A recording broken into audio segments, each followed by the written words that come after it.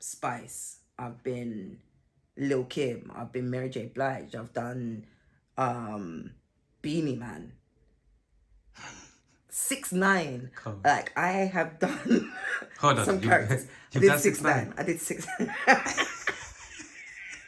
I did 6ix9ine. I had different colour hair. I want to see I had that. different colour grills in. What? I did the whole tattoos on the face. Yeah, I did 6ix9ine. I need to see that for sure. Yeah, I enjoy the work that builds up to it. Yeah. So, although everybody on the other side gets to see 30 seconds, no one sees the 3 weeks it took for me to work on this character and build this character. I have a character that has waves. Like, full-on waves. I had to work out how am I going to have waves. And so I was like, okay, I'm going to have to make a wig that has waves because I've not seen one in the shop that looks decent enough. Okay, but now I want the character to have a beard and a moustache. How am I going to do that? Okay, let me make a lace front. And I literally hair by hair made a moustache and then cut it down. Yeah. And then did a beard, same thing, stuck it on. I was like, perfect, character's ready. Like, that shows the dedication, like what you said, so much like goes into all of these things. But obviously, once again, like, a lot of us consumers, we just see the end product, innit? Do you get where I'm coming from? Like, you see the transition between being a comedian and an actor. Like, how did you, obviously you're doing both or whatever. Like, how did you find, when you started, because I assume you was a comedian before, obviously dabbling Acting, into I think acting came first. Okay. But acting is what I did for everybody else. But at home, I was a storyteller and everybody's very animated and all of this stuff. Yeah. So the comedy was in the background, right in the background. The jump for between the two, I don't find it a hard jump. Oh, no. Between the two. I find the jump between theatre acting and TV acting a lot harder. Okay. And moving forward, like, again, all of us, like, most people want to do different things and whatnot. Like, moving forward, like, all of these things that you're doing here, have you thought about maybe which one you'd be willing to put first, second, or third, or you want to continue doing all of these things, obviously, until, God willing, until maybe one of them takes off a bit more than the other, etc., etc. You get me? Like, so, how you balance everything? If you look at someone like Oprah was a executive producer on her show. She's a director. She's an actress. She's a TV presenter. She does everything. A lot of the time, we don't even realize people do so much. The show I like to watch that a lot of people like to watch. If I say the first couple of lines, right? I want you lot to finish it, right? In New York City. And I'm going to leave it there and let you finish the last lines, right? But that particular show, right? A little bit of Law and Order, right? SVU. The main character started off as just an actor. She's now the producer of the show and director of the show. And she's starring in it. You can't tell her she can't do all of that. Right? And I also find that not necessarily you asking that question, right? Because it's not you asking that question.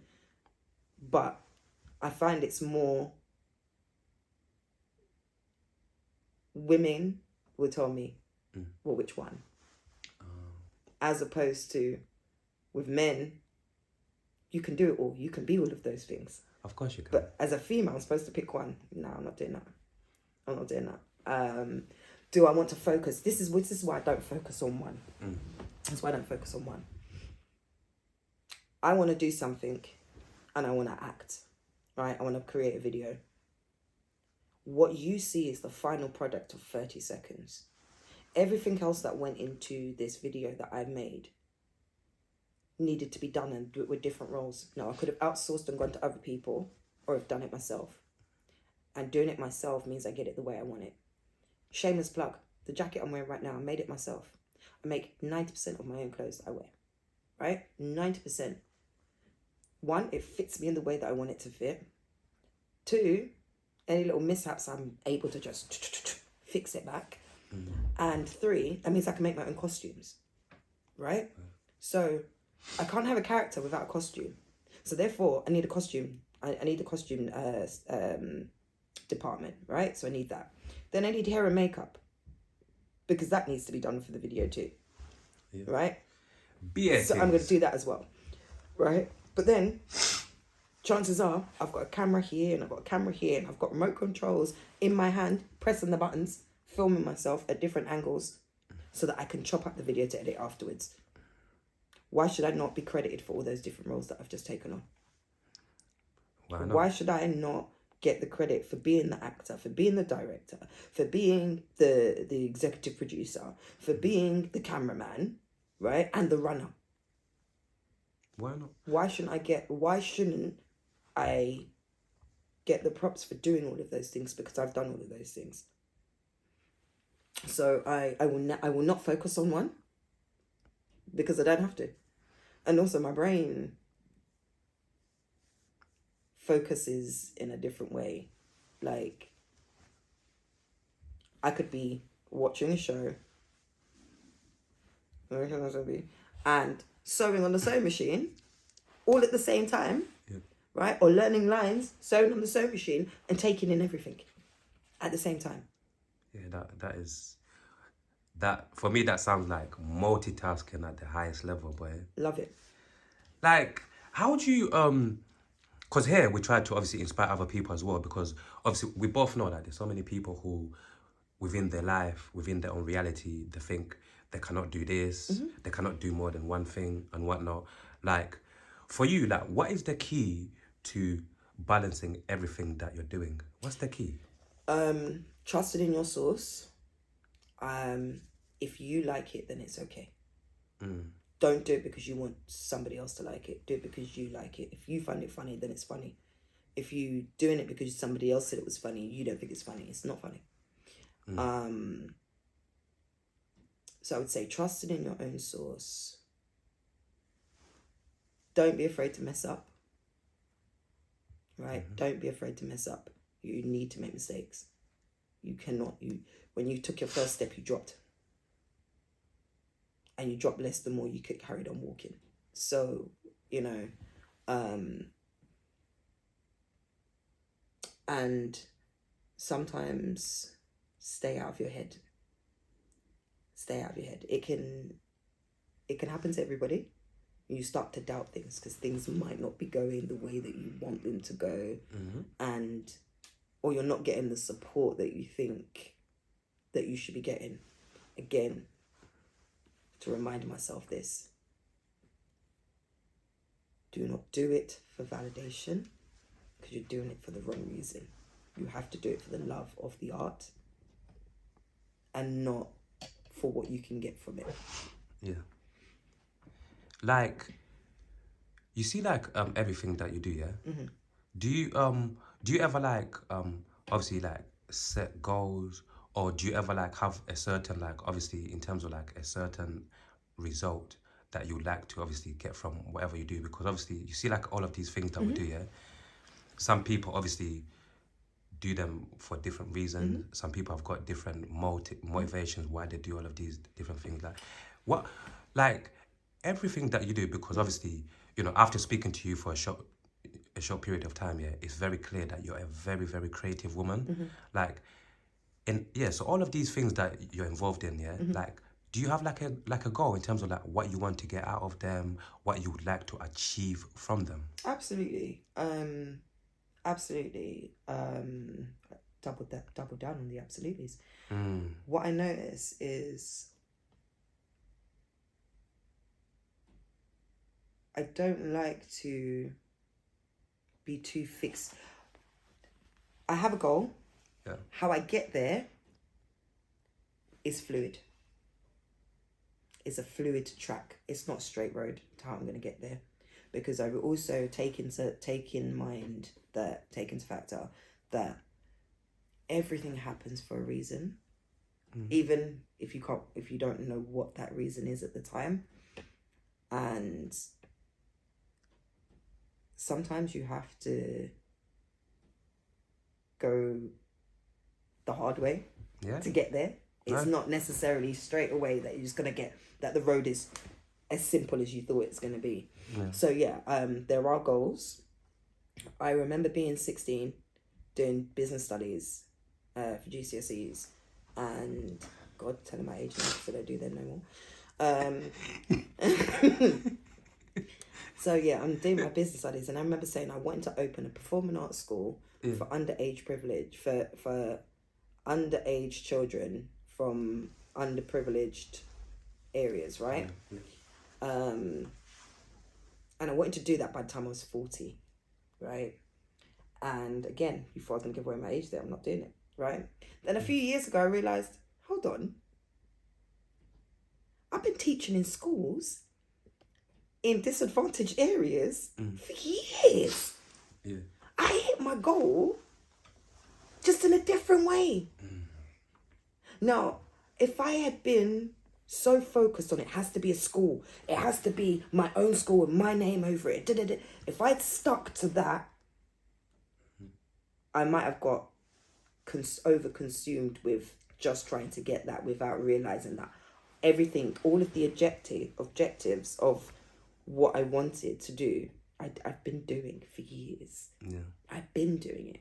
So, yes, to have a goal, but I also realise the goal's here.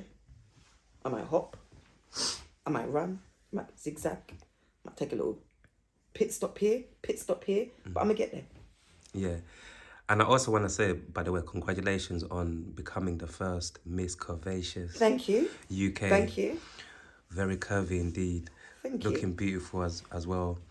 You know, like for the people that obviously don't know what that is and what that means, could you explain to us? So, a few years ago, in 2011, something a lot of people don't know about me, right, is I was a big girl. I was a big girl years and years ago. 15, 16 stone. I was a big girl. And I wanted to feel more confident in myself. Okay. And I saw this, I'd lost a little bit of weight, but I still was like, I want confidence. I want to do stuff. And I saw this competition, and it was called Miss Curvaceous. And I was like, I fuck with the name, by the way. Curvaceous. Curvaceous. And I was like, For man them like me that like a thick woman, well, that shit sounds good. I can't even lie to you people. And I thought to myself, oh, I wonder what this is. And I literally walked into that audition like I was going on America's Next Top Model, right? I was like, all right, so they have a portfolio. Let me go get some photos done.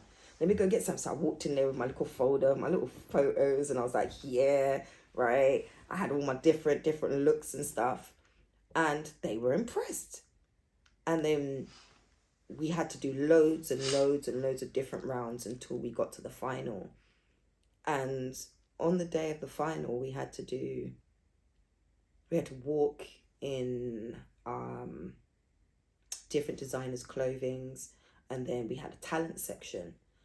And I remember just thinking, I don't want to cop out and just sing, because that's, whenever they say talent, everyone, no, let's not do that today. Yeah. We're not doing that. Yeah, we are not doing that. I was like, no, we're not doing it. So I had planned to do this whole, comedy piece with an Australian, an Eastern European, and myself all living in the same place at the same time in my head, right? So I had this whole thing planned out where it was like, yes, my friend, I have a story to tell. What story are you going to tell us today? Like, I had so many different accents ready to come out. I had a Liverpudlian. I forgot about the Liverpudlian. Everybody was coming out in this accent, in this piece. And on the day, they said, oh, you haven't got 3 minutes. You haven't got 4 minutes anymore. You've got 2. And I was like, that's not long enough for the punchline. That's not long enough for the punchline. So on the day, I had to work out what I was going to do. And I came up with something. And I was like, I remember saying to one of the male models backstage, I'm going to ask for someone to come up on stage. If nobody comes, I need you to run around like you were in the audience, because we're not taking shame today, right? We're not doing shame. Shame is not on the list, right? And you ain't getting in. And I didn't have to. He didn't have to do any of that, because someone ran onto stage and it was fun. And so when it came to them calling the winner, everybody backstage was like, they're going to call your name. They're going to call your name. I'm like, no, stop it. You're being out of order, because the person who's actually going to win is going to think that you wasn't supporting them. So stop saying it's me. And then they said, and the winner is Nims. And I turned around to them. I said, see, I told you it wasn't going to be me. I told you. And they were like, they just called your name. I said, what? What? No, they didn't. They were like, Nims. They called me again. And I remember running onto stage and then composing myself just as I walked through the curtains. Like this, and just walked out like this, right? Yeah. And I was crowned Miss Curvaceous 2011. I was crowned the most curvaceous woman in the country in the year 2011. Whoop whoop. Come on, man. We have to always celebrate the victories. You get me, the wins. Like, obviously, when you got announced as obviously the winner, like, what did that do for you in terms of, obviously, like, however, your confidence, the way, in terms of even in terms of you thinking, you know what, like, if I could do this and actually win it, maybe I can do other stuff. You get me? What did that do for your confidence? Let me tell you something, right? It was a weird year, and I didn't have, is that me? That's terrible. I didn't have